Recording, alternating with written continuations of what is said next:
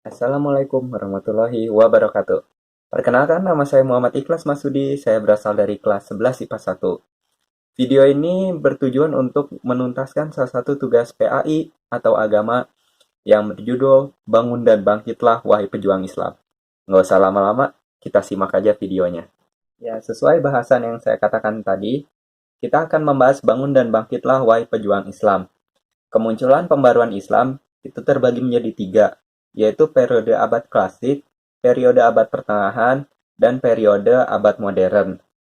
Ya, kita akan membahasnya satu persatu. Ya, yang pertama kita akan membahas tentang masa periode klasik. Nah, periode klasik itu dimulai pada tahun 650 Masehi sampai 1250 Masehi. Nah, pada periode ini itu disebut juga masa kejayaannya Islam. Kenapa disebut masa kejayaannya Islam? Kenapa? Karena umat Islam itu masih melaksanakan ajaran-ajaran Al-Quran, ajaran Rasulullah. Terus umat Islam itu masih sering berijtihad dan mengembangkan ilmu-ilmu sains. Lalu ulama yang berdiri sendiri itu menolak ajakan sebuah perusahaan untuk menjadi bawahannya. Karena mereka selalu berpikir umat Islam harus sebagai pemimpin, bukan sebagai bawahan seseorang. Yang kedua, kita akan membahas tentang masa pertengahan. Masa pertengahan ini dimulai dari tahun 1250 Masehi sampai 1800 Masehi. Abad pertengahan ini disebut juga abad kemundurannya Islam. Mengapa? Karena para ulama udah tidak berani lagi untuk berijtihad. Ajaran Rasul dan Al-Quran itu udah mereka anggap tidak cocok pada zamannya. Dan para ulama yang berdiri sendiri itu udah tidak berani lagi dan lebih memilih untuk menjadi bawahan sebuah perusahaan atau menjadi pegawai-pegawainya. Ya, kita masuk ke pembahasan ketiga. Pembahasan tentang abad modern.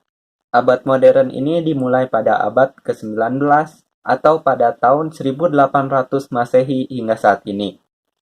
Abad ini disebut juga abad kebangkitannya Islam. Mengapa abad kebangkitannya Islam? Karena Islam mulai lagi kembali bangkit karena kekalahan-kekalahan sebelumnya. Kekalahan-kekalahan ini dibuktikan dari kekalahan Turki, dikuasainya Mesir dalam kurang dari 3 minggu, dan juga kekalahan India oleh bangsa-bangsa Eropa. Ya, kita telah membahas tentang masa-masa kejayaan Islam, masa-masa kemunduran Islam, dan masa-masa modernisasi. Selanjutnya, kita akan memperkenalkan tokoh-tokoh dalam masa-masa modernisasi. Siapa aja tokoh-tokohnya? Nah, tokoh-tokohnya itu terbagi menjadi beberapa tempat sih, biar gampangnya aja. Pertama, pada India. Di India ada beberapa tokoh. Lalu di Mesir dan juga di Turki. Nah, kita lihat aja. Ya, yang pertama kita akan membahas tempatnya di India. Di India, pertama ada orang yang bernama Syah Waliullah. Ia lahir pada tanggal 21 Februari 1703. Ia menyatakan pendapatnya, kemunduran Islam itu disebabkan oleh terjadinya perubahan sistem pemerintahan dari sistem kekhalifahan menjadi kerajaan. Awalnya Islam tuh kan di daerah Arab, daerah Mesir sana, daerah Timur Tengah, itu menggunakan sistem kekhalifahan. Lalu pada masa-masa modernisasi, kan berubah itu menjadi kerajaan. Nah, selanjutnya ada sistem demokrasi yang melekat kekhalifahan diganti dengan sistem monarki yang absolut. Nah, sistem monarki yang absolut itu biasanya digunakan oleh sistem kerajaan.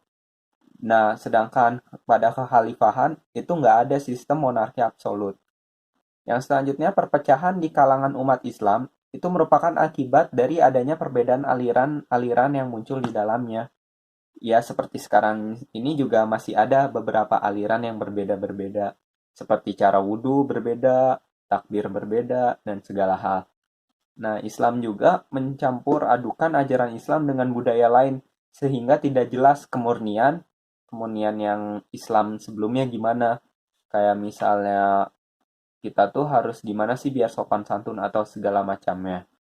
Nah, pemikiran lainnya itu adalah perlunya penerjemahan Al-Quran ke bahasa asing. Ya, atau kita bisa ini terjemahannya agar orang-orang yang bukan asli Arab itu dapat mengerti juga tentang Al-Quran tersebut dan dapat mempelajarinya. Untuk tokoh selanjutnya ada Sayyid Ahmad Khan. Ia lahir pada tahun 1817. Ia melakukan pemikiran-pemikiran tentang Islam. Pemikiran itu antara lain, kemunduran umat Islam itu disebabkan oleh umat Islam sendiri yang tidak mengikuti perkembangan sains dan teknologi produk Barat. Lalu sumber ajaran Islam hanyalah sebatas Al-Quran dan hadis. Jadi umat Islam itu tidak mempelajari selain itu, tidak mempelajari bahasa asing dan ilmu agama lain, hanya mempelajari tentang Al-Quran dan hadis. Umat Islam juga harus didorong untuk memiliki sikap dan perilaku semangat berpikir, agar tidak selalu mengiyakan pendapat orang lain tanpa alasan yang jelas. Lalu Sayyid Ahmad Khan juga berpikir untuk meningkatkan kualitas umat Islam, maka umat Islam sendiri itu harus meningkatkan pendidikannya. Dia harus mempelajari semua hal yang ada di dunia ini dan juga mempelajari ilmu akhirat agar terjadi keseimbangan antara hablum minanas dan hablum minallah. Tokoh ketiga adalah Muhammad Iqbal. Ia lahir pada 1876. Muhammad Iqbal melakukan pemikiran-pemikiran seperti tokoh-tokoh sebelumnya. Pemikiran-pemikirannya itu antara lain, ijtihad mempunyai kedudukan penting dalam pembaruan Islam. Lalu, hukum Islam tidak bersifat statis, tetapi dapat berkembang sesuai perkembangan zaman. Jadi harus sesuai dengan perkembangan zaman. Jadi, hukum-hukum yang sebelumnya itu harus dikembangkan lagi agar sesuai dengan zaman yang saat ini. Lalu ada juga pemikiran tentang umat Islam harus menguasai sains dan teknologi yang dimiliki oleh orang-orang di Barat. Ya, berarti mereka harus mempelajari lagi, harus meningkatkan pendidikan tentang bahasa asing atau tentang segala hal tentang teknologi tersebut. Dan yang terakhir pemikirannya yaitu perhatian berlebihan umat Islam terhadap kehidupan yang bersifat zuhud telah menyebabkan kekurangan perhatian terhadap masalah-masalah keduniaan dan sosial bermasyarakat. Jadi umat Islam itu dulu tuh selalu berpikir tentang akhirat sehingga kehidupan di dunia itu, pemikiran dunia itu menjadi tidak ada. Jadi mereka hanya berpikir tentang akhirat, walaupun memang kita harus memikirkan akhirat, tetapi kita juga harus berpikir tentang keadaan dunia. Karena kalau misal kita tidak berpikir keadaan dunia, kita tidak tahu akan melakukan apa di dunia ini. Yang selanjutnya, saya akan membahas tentang tokoh-tokoh di Mesir. Tokoh-tokoh di Mesir ada Rifa'ah Baidawi Rafi Al-Tahwi. Ia lahir pada tahun 1801. Ia melakukan pemikirannya itu adalah ajaran Islam bukan hanya mementingkan kesejahteraan hidup di akhirat belaka, tetapi juga harus mempelajari kehidupan di dunia. Yang selanjutnya, ia juga menyatakan kekuasaan raja itu cenderung absolut, jadi harus dibatasi dengan syariat. Syariat juga harus diartikan sesuai dengan perkembangan zaman. Untuk kekuasaan raja, memang kekuasaan raja itu absolut, tapi kekuasaan raja itu juga harus dibatasi dengan syariat, dan syariat juga itu memang harus dikembangkan terus-menerus agar bisa sesuai dengan zaman yang sekarang ini. Ya, selanjutnya kita akan membahas tokoh di Turki. Tokoh di Turki itu salah satunya adalah Sultan Mahmud II. Sultan Mahmud II lahir pada tahun 1785. Ia melakukan pemikiran dan pemikirannya itu adalah menerapkan sistem demokrasi dalam pemerintahannya, lalu menghapuskan pengutusan kesultanan yang dianggap suci oleh rakyat, dan mendirikan sekolah-sekolah. Jadi Sultan Mahmud itu lebih memikirkan tentang kehidupan politik-politik di dunia. Jadi Islam tuh harus memikirkan kehidupan dunia saja. Jangan terus-menerus memikirkan kehidupan akhirat. Jadi mereka harus menyeimbangi antara kehidupan akhirat dan kehidupan dunia seperti yang kata saya sebelumnya. Kali ini kita akan membahas tentang modernisasi di negara Indonesia. Modernisasi di negara Indonesia itu menurut Mufti Ali itu ada beberapa hal yang mendorongnya. Yang pertama, adanya kenyataan ajaran Islam itu udah tercampur aduk dengan budaya lain sehingga tidak jelas kemuniannya. Yang kedua, adanya lembaga-lembaga pendidikan Islam yang kurang efisien. Dan yang terakhir, adanya kekuatan misi dari luar Islam yang mempengaruhi gerak dakwah Islam.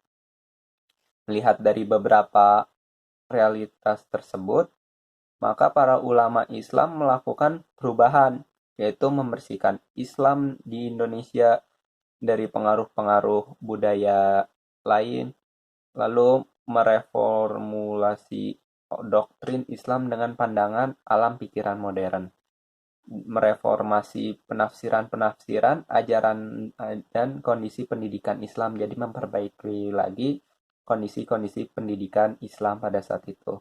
Dan yang terakhir, melepaskan Indonesia dari belenggu penjajahan.